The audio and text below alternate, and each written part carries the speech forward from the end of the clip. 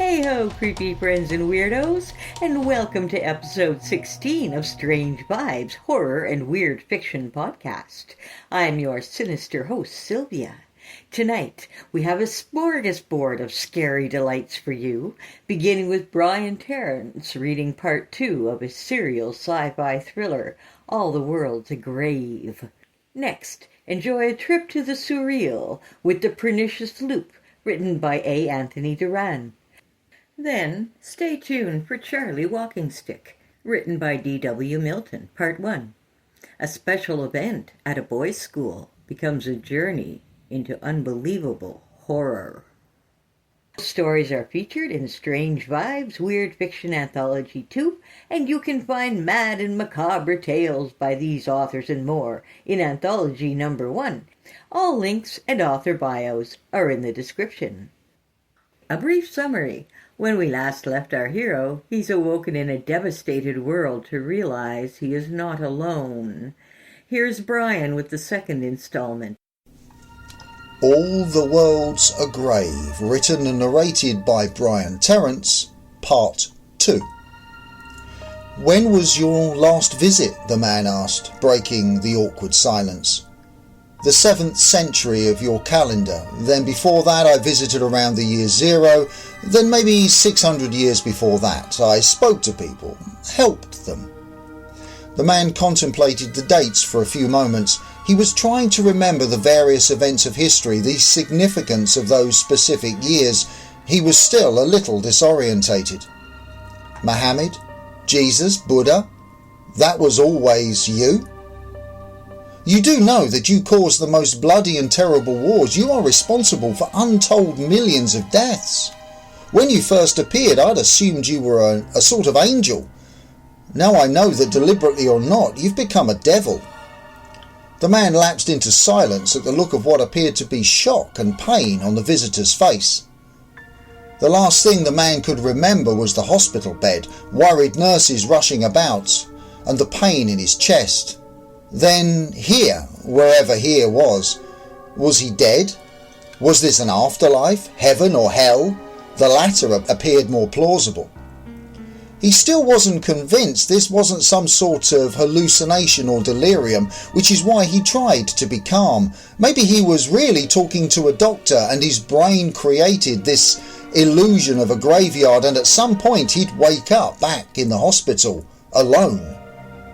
But was that so bad? He'd been alone before, but he was alone now, all caps.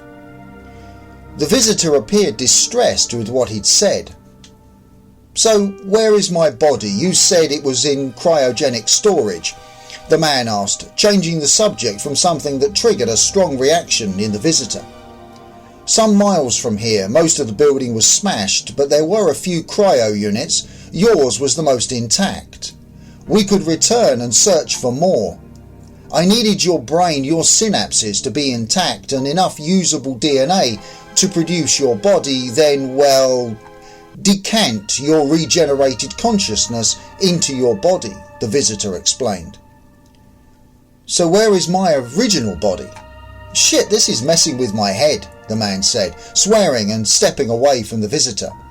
Gone, vaporized. I thought you'd find it distressing if you saw it. No fucking kidding. So am I even me in any true sense? The man was almost screaming. Any attempt to be calm and think of this as a hospital bed hallucination was long gone. You are you, as much as anybody is themselves. You replace skin and other tissue all the time, but you are still you. Try and think of this as a new opportunity. The visitor trailed off as he saw the expression on the man's face. Let's go back a few steps. You said the nanites consumed them? You mean people's bones? The man asked, trying to focus on something else other than the vast existential crisis of whom he really was. No, they would have consumed them alive. Again, the visitor trailed off. Humans were complex and emotional creatures. They had great potential. They were on the verge of truly being sentient soon, but they were so emotional. All of them? Billions of people consumed them alive? The man was beyond horrified. How did you even begin to process that? Yes, All living creatures on the land and in the air, birds, dogs, cats, everything. There is still life in the sea. The nanites can't operate in water. Eventually life will evolve and explore the land as it did billions of years ago. Plants and insects? The man croaked out the question. No, they are not programmed to consume them. They are incompatible. I cannot imagine the pain, being stripped one layer at a time, being consumed alive. Was it a weapon? Was there a war? The man asked. Maybe, but probably not. I don't know. I've collected a lot of media for you to review, but it is hard for me to understand the cultural references. I hoped that, even though it is a few years after your time, you'd still be able to interpret it for me, so I can understand. The visitor finished, and the two lapsed into silence. Tune in next week, July 26th, for the exciting continuation of All the World's a Grave. Our feature tonight is The Pernicious Loop, written by absurdist dark fantasy author A. Anthony Duran. Don't forget to pick up Anthony's books, The Eerie Adventures of Liam and His Shadow 1 and 2, at your favorite online retailer. The Pernicious Loop, written by A. Anthony Duran. There is only stillness, and then there is motion. Carissa opens her eyes and looks around. She's lying on a couch. Her surroundings are unfamiliar to her. The room isn't very large, but it's oddly put together. On one side, there's a garden with all sorts of flora. At the other, there is a chemistry table and a bookshelf full of many books. And just in front of her, a ways away, is a large rectangular monitor on the wall, high up near the ceiling. She is not alone. There are 4 other people in the room with her. A young girl who appears to be a teenager and quite annoyed. An older gentleman who appears fascinated by the garden. A man who seems to be in his 40s, eyeing the teenager. And another man, keeping his distance from everyone. Then he looks at Carissa. Their eyes meet. There's distrust in his eyes. He makes her feel very uncomfortable. Before any introductions can be made, the monitor flicks on and the words, in bold white letters on a black screen, appear typing across the center. The one who is urged to explore will need you all to find the cure. Then flicks off. Suddenly, the older gentleman clutches at his belly, feeling extreme abdominal pain. He grunts and gnashes his teeth, then vomits before collapsing onto the ground. Everyone looks on with concern, except for the man keeping his distance. He simply folds his arms and frowns. Carissa immediately springs into action and checks his vitals as he convulses. "What happened?" she asked calmly. He coughs and writhes. "I don't know," he gasped. "I was just admiring the flowers."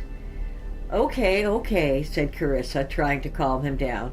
"My name is Carissa. What's yours?" "Abram," he gasped.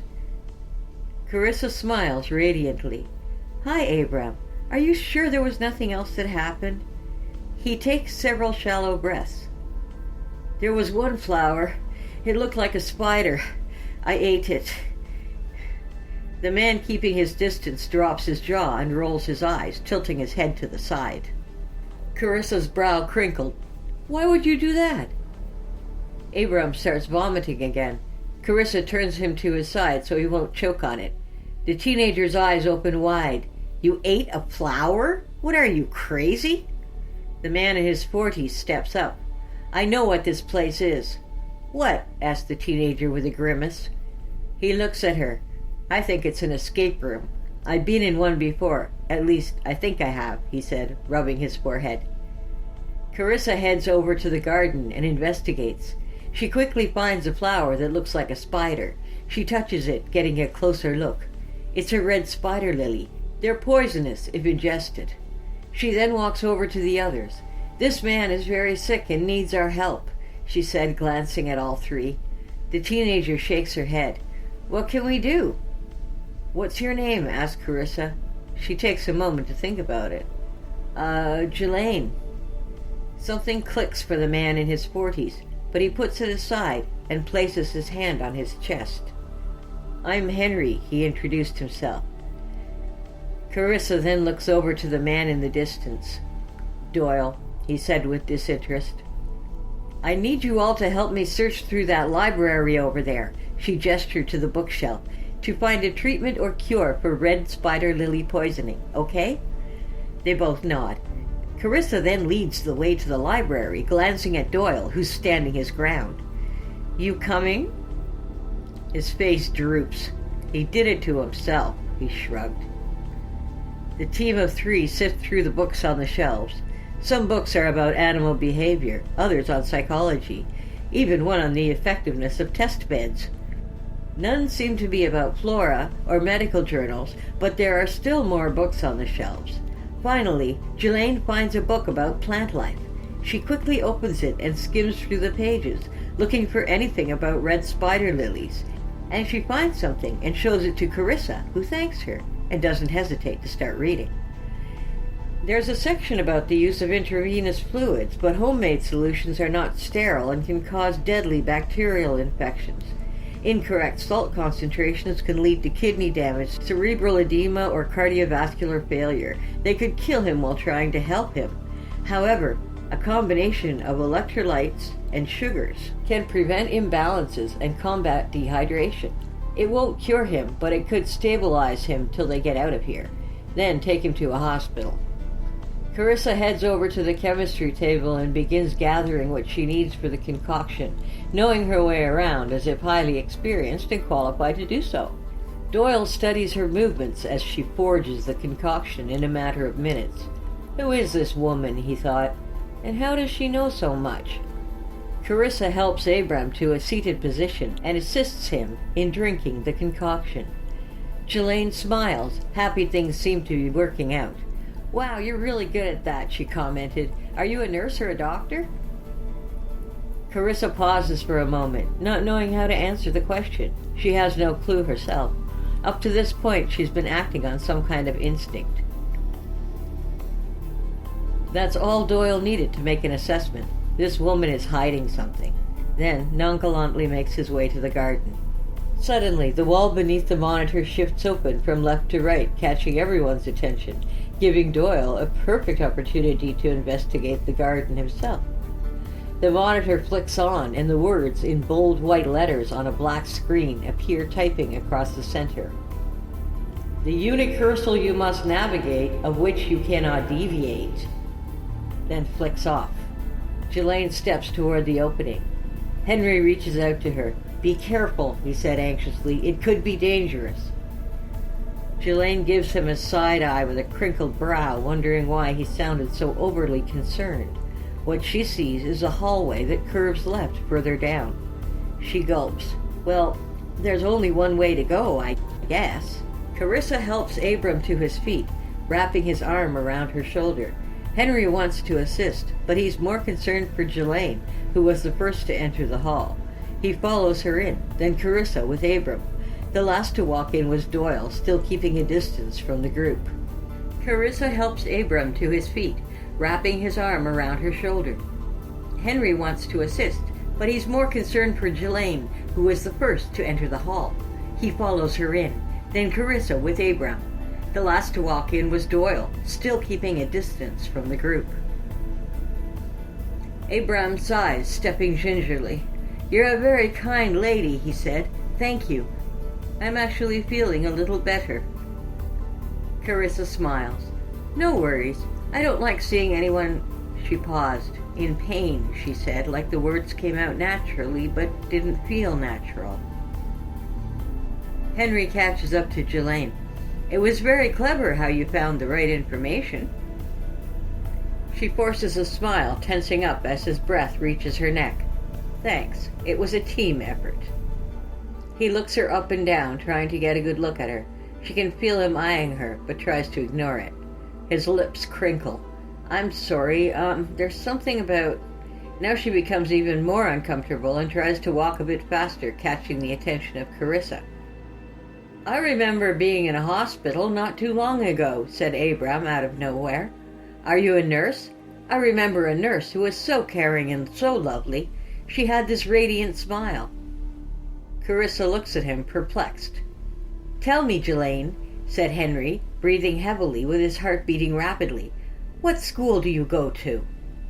She stops and whips around. "You're being a real creep." He spreads his arms out, getting flustered. "I'm sorry, I don't mean to be." He then wriggles his fingers up near his head. "I keep getting all these flashes of you in my house." Jelaine's eyes open wide, and she takes a step back, shaking her head. "You're delusional. I've never been in your house." "Are you sure?" said Henry with desperation in his voice. "I think you're my daughter." "Oh, that's right," said Abram. "You're that girl in the supermarket. Got into a big fight with her dad in front of the customers," he said, looking at Carissa. "I'm not sure what it was about." He rubbed his forehead. "It's all so hazy. I think it was about her dating an older man." Doyle scoffs at the unfolding drama. Already the stress has gotten to them. Pathetic. Jelaine is starting to fume and points at Henry. "I don't know you," then points at Abram. "And I don't work at a supermarket." Then a flash crosses her mind, giving her a glimpse of herself filing her nails at a cash register. She looks away, confused, unable to make heads or tails of the revelation. "Do I?" She then looks at Henry. Another flash crosses her mind, this time of her as a small child, being escorted by Henry to a school bus, and him kissing her goodbye. "The last time I saw you, you were so little." He bit down on his lower lip. "I can't believe it, but it's true, isn't it? You're my Jelaine, aren't you?" Then a flash crosses Carissa's mind about overhearing the other nurses discussing a new patient, a young girl with a severe blow to the head, unresponsive. It just dawned on her that they all know each other. "But what are we doing here?" she thought. She doesn't say a word, and they all continue walking down the hall. Henry and Jelaine continue talking with each other. The more they speak, the more random, disjointed memories begin to emerge. They become quite cordial, trying their best to put the pieces together. Doyle also begins to remember, but his memories must never be revealed. He continues to keep his distance, remaining quiet, so they don't remember him. Finally, they reach a dead end. Up on the wall, near the ceiling, is another rectangular monitor. The monitor flicks on, and the words, in bold white letters on a black screen, appear typing across the center. "The time of 5 has come to pass.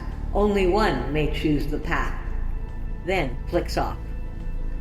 The wall underneath the monitor shifts to one side, revealing a small room with a lever at the center, a very tight squeeze for 5 people.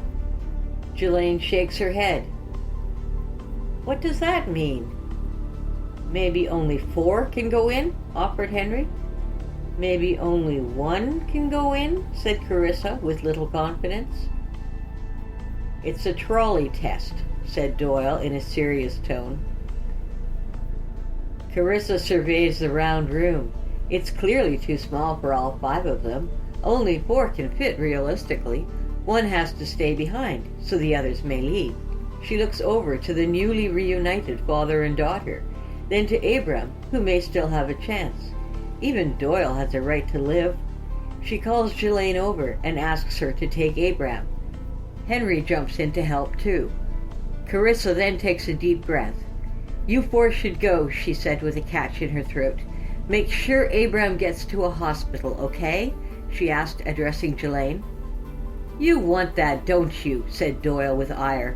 "Send us all to our doom so you may live." Carissa's jaw locks as she tries to hold back tears. There's only room for 4 inside. Somebody has to stay. Doyle takes out of his pocket a red spider lily and holds it up in a threatening manner, like a kid with a water balloon. "You know what I think? I think 1 has to choose the ones who will die." "What do you think is going to happen?" asked Jelaine with an annoyed tone. "We're not going to eat that thing, and it's harmless to the touch." Doyle's eyes opened crazy wide. "Oh, I think you will. Each and every one of you," he said, gesturing to all 4. The bulbs of these plants are like water balloons, full of poison. I'll throw it in your face. I've brought plenty. Henry tenses up, then lunges at Doyle, grabbing hold of his wrists. Everyone go, I'll hold him. No, yells Jelaine, with a crack in her voice. Doyle overpowers Henry and shoves him into both Jelaine and Abram, knocking them all to the floor. He then throws the red spider lily at Carissa, who ducks, avoiding the projectile. He unsuccessfully leaps the pile of bodies, his ankle grabbed by Henry, who gets a kick to the face for his trouble. Doyle, with mad ferocity, dashes into the round room, grabs the lever's handle, and pulls it with all his might. The sound of gears moving is heard, followed by loud clanking of switches. The round room begins to slowly spin clockwise as it lowers downward like an elevator, disappearing from sight. What is left is an opening to a sidewalk. It's daylight. Carissa is the first to get to her feet and peek outside. She looks back to the others with a big smile, showing her teeth. It's the city, she gleamed with joy. Then Henry and Jelaine help Abram to his feet. Both guide him to the outside with Carissa. As they walk forward, they take in the fresh air and the bright, beautiful sunlight, but quickly notice how quiet it is. No people, no cars, no birds chirping. The city is devoid of life. Only they seem to exist.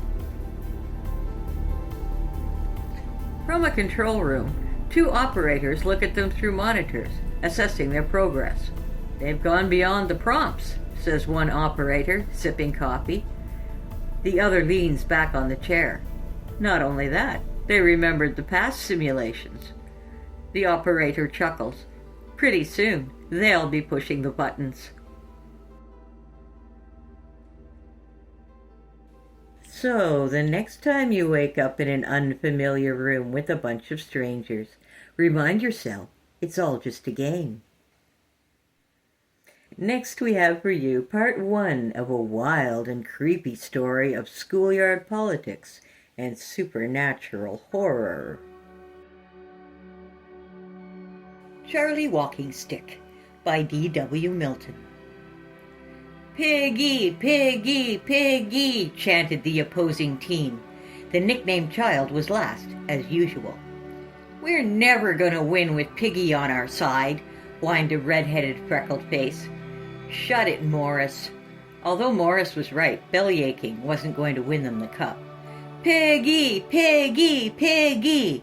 The chant louder now because all the boys joined in, except Jack, the blue team leader. What are we going to do about him? Eddie Simmons watched Piggy cross the finish line, panting, face red and about to collapse. The boy fished in his pocket for his inhaler and gasped the aerosol into his lungs. 2 puffs, 4 puffs. Finally, the wheezing subsided. Jack glanced at his watch.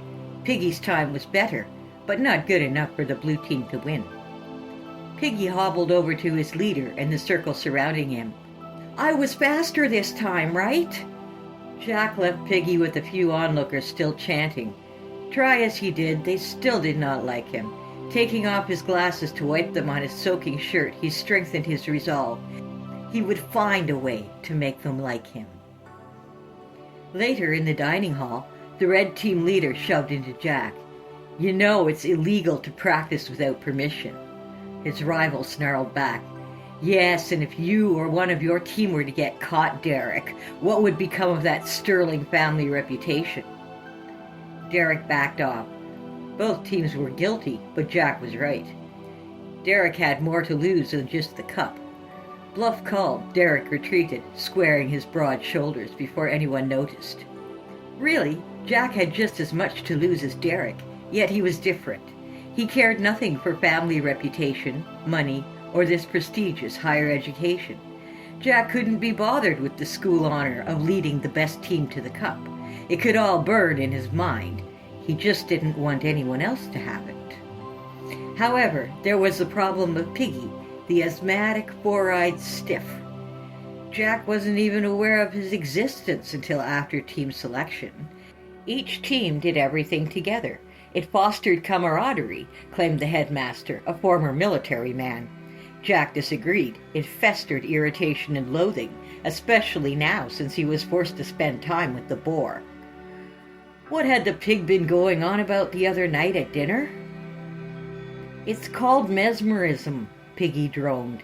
The fish had assigned Edgar Allan Poe's The Facts in the Case of Monsieur Valdemar to his senior literature class, but no one read it except Piggy. Jack had to admit Piggy had been useful in that respect. His marks had improved precipitously. The narrator mesmerizes the dying man before he dies. Then, Piggy's eyes widen behind the rims of his glasses, he dies. So, balked Morris, he dies, but he can still talk to them. And when they finally lift the trance, Piggy got visually excited. His body putrefies. Ugh, why in the world do we have to read this?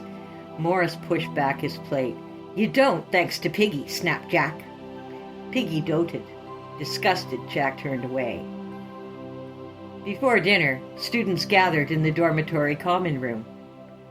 Where did you get that? Morris grabbed at the remains of the cake in Piggy's hand. Head swiveled. Piggy tried to lick the cream and chocolate off his fingers before sneaking in, but he was too slow and the others were too fast. All students were on restriction, including no sweets. The headmaster instated the punishment following someone snitching about the illegal after-hours cup practices. A mob was forming, and Piggy knew it. My auntie sent them to me. Your auntie? Morris moved in, his eyes cold and empty. Piggy's lenses fogged. They're all gone, he lied. But I can ask her to send more. Can you? Someone squealed. Shut it, Morris snapped. Then, licking his lips, I want one of those now, and I might just have to reach down your throat to get it. Terrified, Piggy scanned the faces, not a friendly one in sight. Suddenly, a blaring alarm deafened any further conversation. It was the fire alarm. What do we do, Morris? How the hell do I know? Morris glanced around as lost as the others. A sharp whistle preceded Mr. Fish, who exploded into the room breathless, having run down the stairs. He waved his arms frantically, drawing the children to the exit. Boys, don't just stand there. File out this way. The next day at chapel, Headmaster Robbins put the entire student body on notice. Things have gotten out of hand. Your behavior is far from the standards we expect here at the Patten Gray School. A false fire alarm is a dismissible and criminal offense. He surveyed the audience, letting the word criminal sink in. He concluded with, if someone doesn't confess or provide the name of the culprit, the cup is off. Students groaned. Jack clenched his fist. Piggy secretly crossed his fingers. Back in the common room, the blue team discussed their predicament. This was their senior year. The cup should be theirs for the taking. We could anonymously turn in Derek.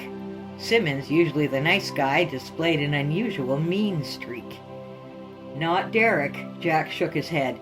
His family is the biggest benefactor here for the last 100 years. He could burn the school down and nothing would happen to him. In fact, the recently evacuated dormitory building bore Derek's surname in recognition of a generous alumni gift.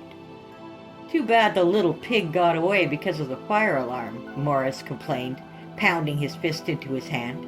I should pummel whoever pulled the stunt because it let him escape. Jack thought for a moment. What if we do to Piggy what the guy did to that dead guy in Fish's book? He mused. What guy? Morris stopped pounding his fist and looked up, puzzled. Simmons glared at Jack. We're listening. We hypnotize Piggy to confess pulling the fire alarm. That way, we get rid of the pig and win the cup. They all smiled. Join me next week for the terrifying conclusion of Charlie Walking Stick, along with more tales of the bizarre, horrifying, or just plain weird. Until then, my friends, stay strange.